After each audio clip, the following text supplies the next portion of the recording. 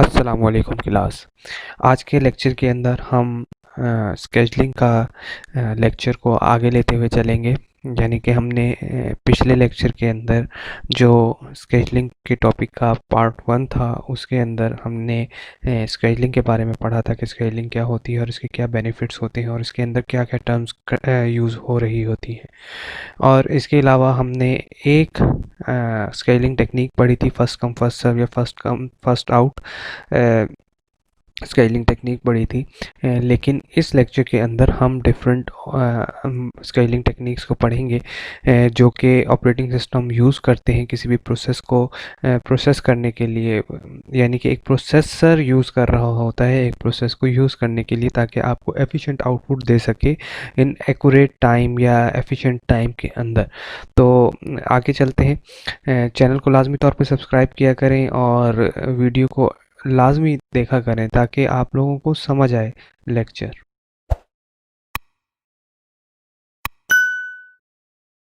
Class इस lecture के अंदर जैसे मैंने आपको पहले भी बताया कि हम लोग स्केलिंग एल्गोरिदम देखेंगे।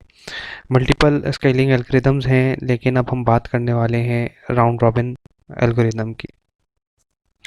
राउंड रॉबिन एल्गोरिदम के अंदर बेसिकली होता क्या है कि आपका जो प्रोसेसर है वो प्रोसेस को एक टाइम क्वांटम दे देता है। टाइम क्वांटम मैंने आपको पहले बता चुका हूँ। टाइम क्वांटम प्रोसेसर उसे एक स्पेसिफिक टाइम दे देता है। फ़र्ज़ किया हम कहते हैं क्वांटम जो दे रहा है प्रोसेस को वो 4 है। 4 प्रोसेस चल रहे हैं तो 4 सेकंड के लिए हर प्रोसेस रन होगा। ठीक है, तो अब जब 4 सेकंड के लिए हर प्रोसेस रन होगा तो पॉसिबिलिटी है कि एक प्रोसेस जो कि 10 सेकंड का है वो 2 दफ़ा रन हो या सॉरी 3 दफ़ा रन हो। एक जो प्रोसेस जिसने 5 सेकंड में रन होना है वो 2 दफ़ा रन हो। एक प्रोसेसर जिसने 3 सेकंड में रन होना है वो एक दफ़ा एग्जीक्यूट होके ख़त्म हो जाए। तो it's all depend upon processor कि वो किस तरह से उसकी स्केलिंग करता है और किस तरह से उसको लेके चलता है। तो सबसे पहले हम बात करते हैं कि हमारे पास एक एग्जांपल हम डाटा ले लेते हैं, एग्जांपल डाटा जिसके अंदर हमारे पास ये 4 तरह के प्रोसेस हैं, 1 2 3 4 यहाँ तक। अब इसमें हम बात कर लेते हैं कि अगर हमारे पास टाइम स्लाइस टाइम है, मतलब पहला प्रोसेस आ रहा है 0 सेकंड पे, 1 सेकंड पे, 2 सेकंड पे और 3 सेकंड पे। ये डिपेंड करता है कि ये 5 पे भी आ सकता है, 3 पे भी आ सकता है। हम इससे फ़िलहाल हमें कोई सरोकार फ़िलहाल नहीं है। अब आगे बात करते हैं। अब हमारे पास 4 प्रोसेस हैं। जो पहला प्रोसेस टाइम ले रहा है वो 8 सेकंड है। दूसरा प्रोसेस टाइम ले रहा है वो 4 सेकंड है। तीसरा प्रोसेस टाइम ले रहा है वो 9 सेकंड है और चौथा प्रोसेस टाइम ले रहा है वो 5 सेकंड है। अब लेट्स सपोज हम कर लेते हैं लेट्स सपोज हम कर लेते हैं कि हम क्वांटम दे रहे हैं, टाइम क्वांटम एक प्रोसेस को वो है 4 सेकंड का। यानी कि एक प्रोसेस ने एग्जीक्यूट होना है जस्ट फॉर 4 सेकंड। यानी कि अगर फ़र्ज़ किया कि लेट्स सपोज कि अगर पहला प्रोसेस रन होगा तो ये प्रोसेसर के पास सिर्फ एक बार आएगा। ये वाला प्रोसेस कितने बार आएगा? ये 2 बार ये पॉसिबिलिटी है 3 दफ़ा आए। ठीक है, और ये वाला जो प्रोसेस है ये कितने बार आएगा? ये सिर्फ 2 बार आएगा। क्यों मैं ये बात इसलिए कर रहा हूँ कि हमें हमें मालूम है कि जब हम बात करते हैं कि हमने 4 सेकंड का टाइम क्वांटम दिया है तो अब 5 सेकंड का वो है प्रोसेस है तो वो कितने सेकंड के लिए एग्जीक्यूट होगा? वो ज़ाहिर सी बात है कि 1 सेकंड के लिए ही एग्जीक्यूट होगा। ठीक है, अब हम अगर बात करते हैं कि ये 4 सेकंड वाला P2 जो है ये कितनी दफ़ा रन होगा? तो ये एक ही दफ़ा रन होगा। इस चीज़ को और क्लियर कर लेते हैं। ये गैंट चार्ट है हमारे पास। इसके अंदर क्या हो रहा है? ये P1 P2 P3 आप देख सकते हैं कि P1 यहाँ से ले रहा हूँ, ये P इसमें मैं P लिख देता हूँ ताकि आसानी हो आपको। P1 P2 P3 P4। अच्छा, P1 क्या है? P1 है 8 सेकंड का। ठीक है, P1 0 से 4 सेकंड के लिए जो हमने टाइम क्वांटम दिया था इसमें एग्जीक्यूट हो जाएगा। अब ये हमें समझ आती है कि 0 से जब 4 तक हो जाएगा तो 4 सेकंड जो है इसके एग्जीक्यूट हो जाएंगे और 4 फिर रह जाएंगे। ठीक है, 4 अभी रन नहीं होंगे, 4 अभी यूज़र की वो जो है अटेंशन, सॉरी प्रोसेसर की अटेंशन वो नहीं लेंगे, क्योंकि हमने हमारे प्रोसेसर ने जो टाइम क्वांटम रखा है वो 4 सेकंड रखा है। अब P2 की बात आती है, P2 4 माइनस 4 ये 0। अब ये पॉसिबिलिटी है कि ये वाला प्रोसेस दोबारा ना आए, ठीक है। अच्छा, अब P3 की बात करते हैं। P3 9 सेकंड का है, पहली दफ़ा किया 9 माइनस 4, 9 माइनस 4, तो ये कितने सेकंड के लिए हो जाएगा, ये 5 सेकंड के लिए रह जाएगा, ये इसके 5 सेकंड अभी रिमेनिंग है। अब P4 की बात करते हैं। P4 5 माइनस 4, ये अगर अब चलेगा तो ये सिर्फ 1 सेकंड के लिए होगा, ठीक है। अब फिर P1 पे आता है, यानी कि जो हमारा प्रोसेस है उसने अटेंशन ली किसकी, पहले की, यानी कि पहला प्रोसेस। अब पहले प्रोसेस में उसके क्या था, 4 सेकंड रहते हैं, तो यहाँ पे वो 4 सेकंड जो ये वाले थे ये पूरे प्रोसेस हो जाएगा। अब दूसरा है P3। P3 में कितने हैं, 5 रहते हैं। यहाँ पे P3 रहते हैं, P3 अब जब एग्जीक्यूट होगा तो अब यहाँ पे देखते हैं P3 के पास है 5 सेकंड। अब इन 5 सेकंड को यहाँ पे देखेंगे, 5 माइनस 4, वही क्वांटम टाइम जो है ये वाला, जब इसमें रन होगा तो अब रह जाएगा 1 सेकंड। P4 के पास 5 माइनस 4, इसके पास भी 1 सेकंड था, तो ये 1 सेकंड के लिए यहाँ पे रन हो जाएगा। और आप अब जो आखिरी है P3 उसका भी 1 सेकंड रह जाएगा ये वाला, तो वो एग्जीक्यूट यहाँ पे हो जाएगा। अब आप यहाँ पे क्लियरली मेंशन है, देख सकते हैं, वो ये कि जब आप एग्जीक्यूट कर रहे हैं 4 सेकंड के लिए हुआ, ये 4 सेकंड के लिए वो 8 सेकंड हो गए, ये 4 सेकंड के लिए वो 12 सेकंड हो गए, फिर अगला 4 सेकंड के लिए वो 16 सेकंड, फिर अगला 4 सेकंड के लिए वो 20 सेकंड, फिर नेक्स्ट 24, और आगे 1 सेकंड के लिए हुए, तो टोटल बना मिला के हो गए 26 सेकंड के लिए एग्जीक्यूशन हुई है प्रोसेस की। तो इस तरह से आप राउंड रॉबिन जो है स्काइलिंग एल्गोरिदम उसको देख सकते हैं कि इस तरह से ये एग्जीक्यूट होता है। और ये इसका गैंट चार्ट है जिसके अंदर क्लियरली मेंशन है कि कितना प्रोसेस कितना टाइम ले रहा है। और यही प्रोसेस ज़रूरी नहीं है कि टाइम इंटरवल या टाइम स्लाइस या बस टाइम सेम रहे या टाइम क्वांटम सेम रहे, ये डिफ्रेंशिएट हो सकता है, डिफरेंट हो सकता है। ये एक एग्जाम्पल डाटा है। अब हम इसका एवरेज टाइम कैलकुलेट करेंगे कि एवरेज टाइम किस तरह से कैलकुलेट होगा, ताकि हमें पता चल सके कि मैक्सिमम जो एक प्रोसेस वेट कर रहा है वो कितनी देर वेट कर रहा है। यानी कि हमारे पास अब 4 प्रोसेस हैं, ये हमें क्लियरली मेंशन है। हमें पता है कि हमारे पास 4 प्रोसेसेस हैं और इन 4 प्रोसेसेस को हमने एवरेज वेट फाइंड करने के लिए यूज़ करना है। आखिरी प्रोसेस है, या सॉरी सबसे पहला प्रोसेस है, वो कितनी देर आपके प्रोसेस में रहा, ठीक है। यानी कि P1 कितनी देर आपके प्रोसेसर के अंदर रहा, P1 प्रोसेस आपके प्रोसेसर के अंदर कितनी देर रहा, तो ये P1 है। इसका जो टोटल टाइम स्लाइस है वो 8 मिनट का है, 8 सेकंड का है, सॉरी, या 8 मिली सेकेंड वट जो भी है। जब आप इसको यहाँ पे देखें तो टोटल इसको लगा यहाँ पे 20 सेकंड या 20 मिली सेकेंड वट जो भी आप सोच लें इसको, ये 20, और इसका इंटरवल टाइम क्या था, यानी कि आने का टाइम क्या था, वो था 0, यानी कि 20 माइनस 0 कर देंगे। इसके बाद सॉरी यहाँ पे हुआ अभी है 20 माइनस 0। अब दूसरा प्रोसेस है P2, इसका टोटल टाइम कितना रहा, ये 8 सेकंड, ये 8 सेकंड रहा, और इसका आने का टाइम क्या था 8 माइनस 1, तो ये कितना हो जाएगा 20 माइनस सॉरी माइनस 0, ये 20 क्योंकि ये 0 सेकंड पे आया, ये 8 माइनस 7 क्योंकि 8 सेकंड ये उसके अंदर रहा, मतलब प्रोसेसर के अंदर रहा, और ये आया कब था, ये पहले पे आया था, पहले सेकंड पे आया था, मतलब जब P1 1 सेकंड एग्जीक्यूट हो चुका था तो P2 आया था। तो अब ये टोटल कितना रहा, 7 सेकंड रहा। P3 की बात करते हैं तो P3 क्योंकि टोटल टाइम 9 सेकंड था, लेकिन ये आया कब, ये जब 2 सेकेंड P1 चल पड़ा था तो P3 आया था, और टोटल कितनी देर रहा 26 माइनस 2 सेकेंड, माइनस 2 क्यों, क्योंकि 2 सेकेंड एग्जीक्यूट होने के बाद आया था, तो इसे हम कहेंगे 24।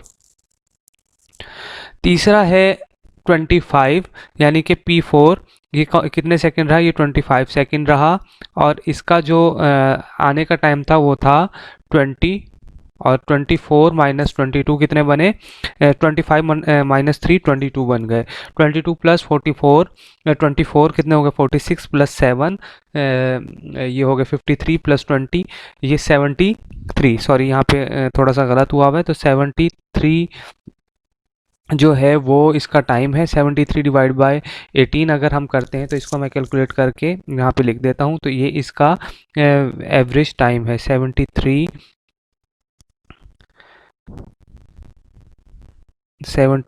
माइनस 73 डिवाइड बाय 4, तो ये आंसर आता है इसका तकरीबन 18.25। ये 18.5 लिखा हुआ है, तो 18.25 एवरेज टाइम है इसके एग्जीक्यूट होने का। अब हम देखते हैं कि टर्न अराउंड टाइम क्या होता है, और टर्न अराउंड टाइम इस राउंड रॉबिन स्केलिंग का किस तरह से फाइंड किया जा सकता है। टर्न अराउंड टाइम है, एवरेज वेट हमने देख लिया। टर्न अराउंड टाइम है, टर्न अराउंड टाइम किस तरह से कैलकुलेट करते हैं। इसको कैलकुलेट करने का सिंपल तरीका ये है कि ये बेसिकली हम कहते हैं कि एक प्रोसेस का टोटल टाइम वो कितनी देर एग्जीक्यूट हो रहा है माइनस उसका आने का टाइम। यानी कि एक प्रोसेस फर्ज किया कि 8 सेकंड में एग्जीक्यूट हो रहा है और वो आया 1 सेकंड पे था, तो उसका जो इंटरवल टाइम है साथ ही टर्न अराउंड टाइम है 7 second, 8 minus 1 7 second. Let's suppose कि आपके पास P1 है। P1 को अगर हम देखें तो ये टोटल कितने, सॉरी P3 कर लेते हैं, ये ज़्यादा इजी होगा। P3 हमारे पास 26 था। 26 प्लस माइनस ये आया कितने सेकंड में था P3, ये आया था दूसरे सेकंड पे, तो 24। तो 24 प्लस बाकी इसी तरह से हम करेंगे P1 का, P2 का, P3 का। मतलब P1 अब कितनी देर आया, 4 माइनस ये कितने सेकंड पे आया, 8 माइनस 0, और इसी तरह से 4 माइनस 1। तो ये क्या है इसके, इस तरह से हम इसका टर्न अराउंड टाइम कैलकुलेट करेंगे। यानी कि टर्न अराउंड टाइम बेसिकली क्या है कि इंटरवल बिटवीन द जब आपका प्रोसेस आता है प्रोसेसर के अंदर और वो टाइम लेता है टोटल एग्जीक्यूट होने के लिए, तो इसको हम कहते हैं टर्न अराउंड टाइम। अब थोड़ी सी चीज़ें हम देख लेते हैं कि हमारे पास क्या क्या प्रॉपर्टीज़ हैं राउंड रॉबिन एल्गोरिदम की, ये कैसा होता है, क्या क्या चीज़ें होती हैं, उसको हम अब देख लेते हैं ताकि और क्लियर हो सके।